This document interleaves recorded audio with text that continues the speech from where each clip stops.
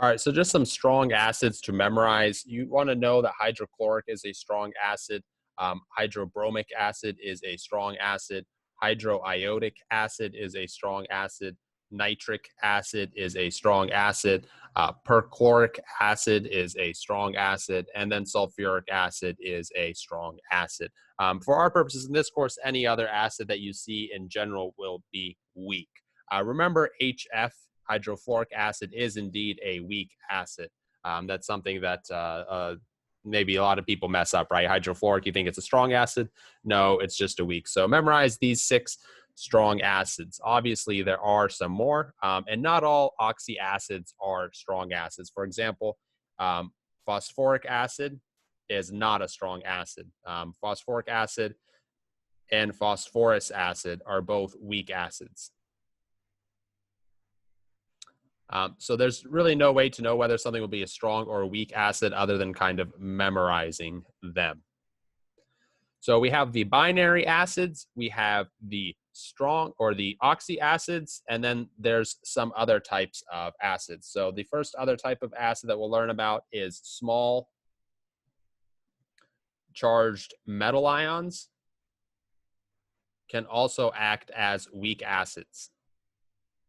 And so for all purposes, our class, I'll only use iron 3+ and then aluminum 3+ as examples.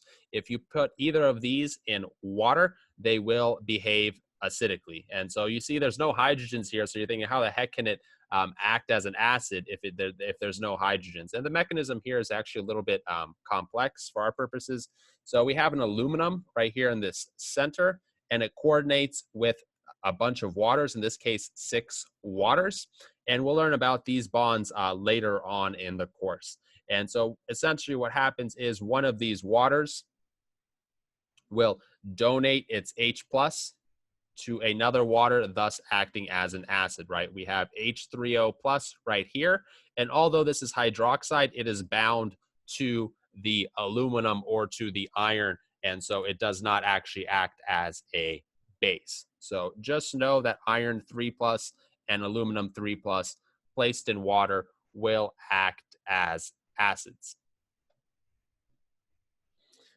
And then finally, I'll just say other acids.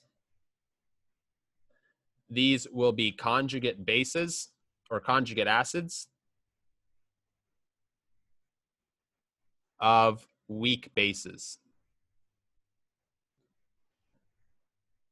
In general, these will have a positive charge, and the vast majority of the time, it's going to be nitrogen. So if you put NH4+ in water, it will act as an acid.